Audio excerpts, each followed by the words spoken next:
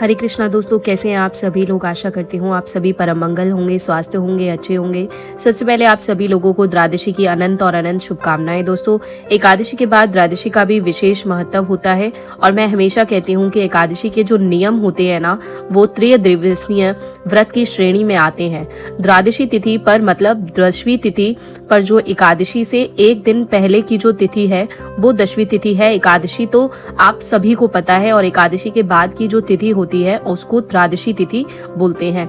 दोस्तों, एकादशी पर व्रत होता है और देवी तिथि पर कुछ नियमों का पालन होता है। ठीक उसी प्रकार से द्वादशी तिथि पर भी कुछ खास नियम होते हैं जिनका पालन करना आप लोगों के लिए बहुत आवश्यक होता है। आज की इस वीडियो में मैं आप लोगों को बताऊंगी कि द्वादशी तिथि पर आपको किन किन नियमों का पालन करना चाहिए, द्वादशी तिथि पर खाना खाने का विधान क्या है, द्वादशी तिथि पर क्या करना चाहिए और क्या नहीं करना चाहिए।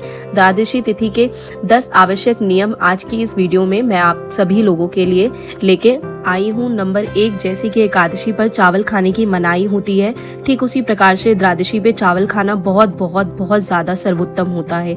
एकादशी पे चावल खाने की बिल्कुल मनाही ही होती है। कहते हैं एकादशी पे चावल खाने से आपको रंगने वाले कीड़े की योनि प्राप्त होती है। ठीक उसी प्रकार से अगर हम द्वादशी वाले दिन चावल का सेवन करते हैं तो हमें इस योनि से मुक्ति मिल जाती है। और कभी ना कभी जाने अनजाने में बचपन में हमें पता नहीं होगा या फिर बचपन में इस चीज़ की जानकारी नहीं होगी, हमने भूल चूक से भी कभी खा लिया हो चावल, तो हमें इस योनि से मुक्ति मिल जाती है।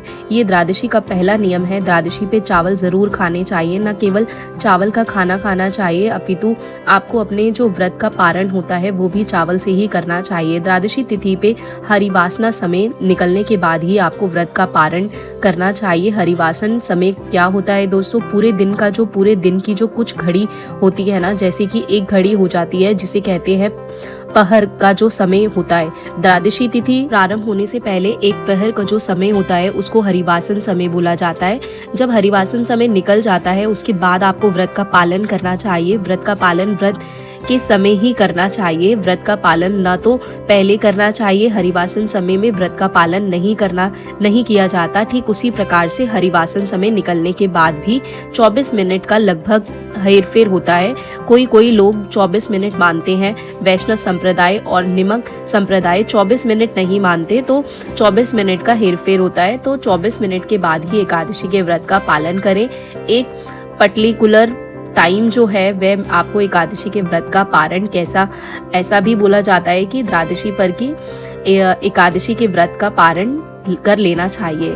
त्रयोदशी तिथि वे पालन नहीं, मतलब ऐसा नहीं है कि द्वादशी तिथि कभी कभी ऐसे होती है कि बिल्कुल शीर हो रही होती है। कोशिश कीजिए कि द्वादशी पर ही व्रत का पालन होए, बहुत ज़्यादा सर्वोत्तम है। पारण द्वादशी तिथि पर करना दान की बड़ी महिमा होती है। एकादशी पर आपने भगवान को जिस भी चीज़ का भोग लगाया, आप देखो ना, मेरे पास प्रसाद भी पड़ा हुआ है। कल मैंने एकादशी पे भगवान को ये सफ़ेद वाले तिल का भोग लगाया था, गुड़ का भोग लगाया था और साथ ही के साथ ये गोला जिसे कहते हैं ना, गोले का भोग लगा था, बादाम का भोग लगा था। अभी हम ये सब प्रसाद के स्वरूप में खुद भी खाते हैं एकादशी पे।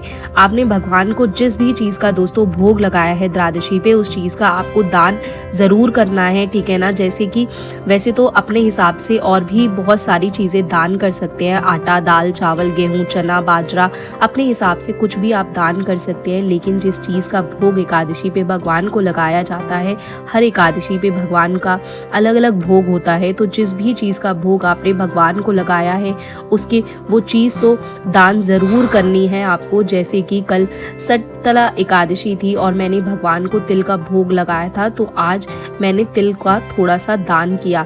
गुड़ का भोग लगाया था तो आज मैंने गुड़ का थोड़ा सा दान किया। गोले का भोग लगाया था तो आज मैंने गोले का थोड़ा सा दान किया। कहते हैं शिला एकादशी पर गुड़ और गोले का भोग लगाने से आपको चमगादड़ की योनि नहीं मिलती, तो इस चीज़ का ध्यान देना होता है। एकादशी के बाद द्वादशी तिथि पे आपको किसी योग्य ब्राह्मण को घर पे बुला कर खाना खिलाने से बहुत सर्वोत्तम फल की, मतलब कहते हैं ना कि व्रत का पालन करने से पूर्व हम किसी योग्य ब्राह्मण को घर पे बुला के अगर खाना खिलाते हैं, बहुत सर्वोत्तम है। बहुत मतलब ये समझ लीजिए, एक ब्राह्मण अगर सुबह सुबह आपके घर पे द्वार पे आ गया और वो भोजन कर गया तो आपके बारे न्यारे हो जाएंगे और बहुत अत्यंत फलों की प्राप्ति होती है। मैं पुणे में इस टाइम पे हूँ। पुणे में ब्राह्मण मिलना बहुत मुश्किल होता है, लेकिन दिल्ली वाले घर में या फिर वृंदावन वाले घर में हम एक रात पहले ही बोल देते हैं कि सुबह आप खाना खा लीजिएगा, हमारे घर पे खाइए, इतने बजे से इतने बजे आ जाइएगा। वृंदावन में बहुत ईजिली ब्राह्मण अवेलेबल हो जाते हैं, मेरे दिल्ली वाले घर में भी ब्राह्मण बहुत ईजिली अवेलेबल हो जाते हैं। लेकिन अगर ब्राह्मण अवेलेबल नहीं हो रहे हों तो पुणे में तो मैं अपनी हाउस हेल्पर को ये कार्य करती हूँ कि मेरी हाउस हेल्पर खाना खा ले, नहीं तो एक थाली भर के हम लोग खाना जो है वो गौ माता को देकर आ जाते हैं। उसमें ना दाल का चावल, मतलब उसमें चावल होना ज़रूरी है। अब वो आप पे डिपेंड करता है कि दाल चावल हो, पोहा हो या खिचड़ी हो। बेसिकली खिचड़ी का भोग राधा दामोदर जी के मंदिर में द्वादशी तिथि पे खिचड़ी का भोग को बहुत सर्वोत्तम है।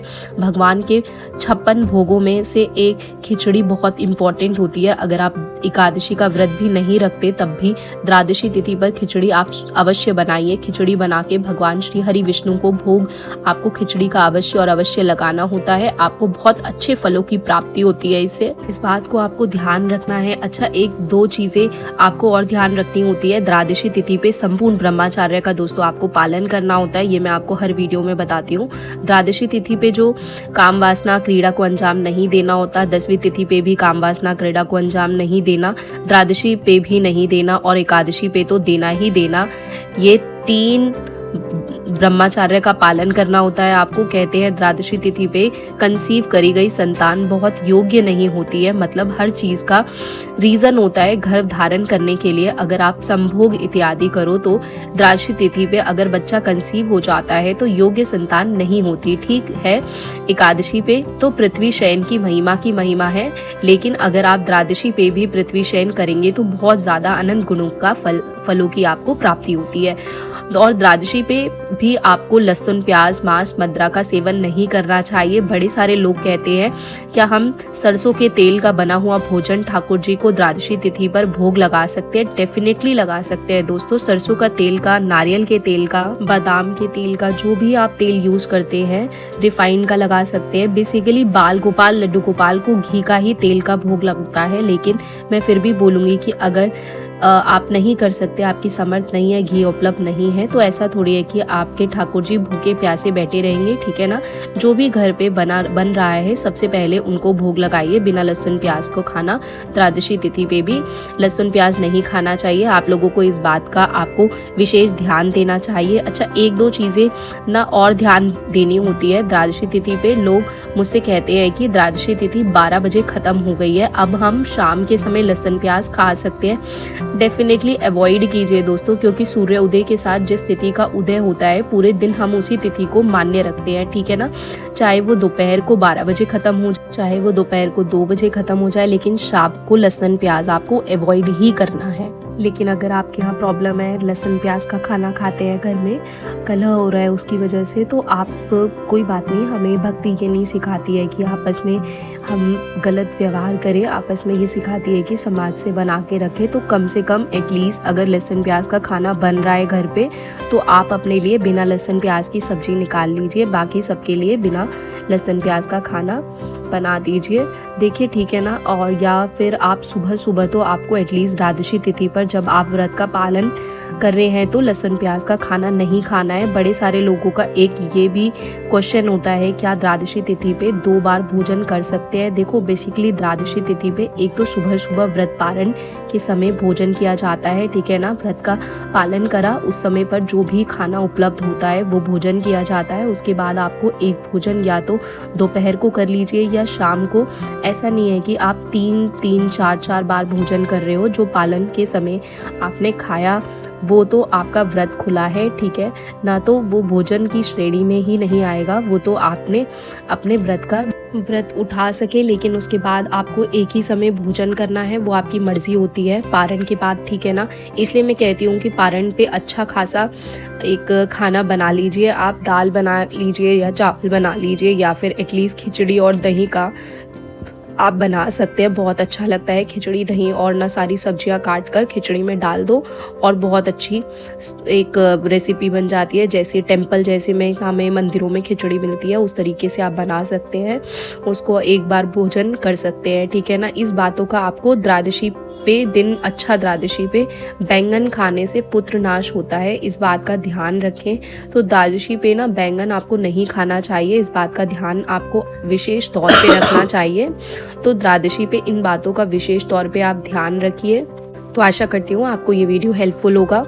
कुछ भी हेल्पफुल हो तो वीडियो को लाइक शेयर कर दीजिएगा, कमेंट कर दीजिएगा। राधे राधे, जय श्री कृष्णा। अगर कोई आपके क्वेश्चन है वो भी आप कमेंट कर सकते हैं, कोई भी विचार हो। और अगर आप इस चैनल पर पहली बार वीडियो देख रहे हैं तो चैनल को सब्सक्राइब कर दीजिएगा। इसी तरीके से मिलती रहूँगी मैं अब आपसे अगली वीडियो में।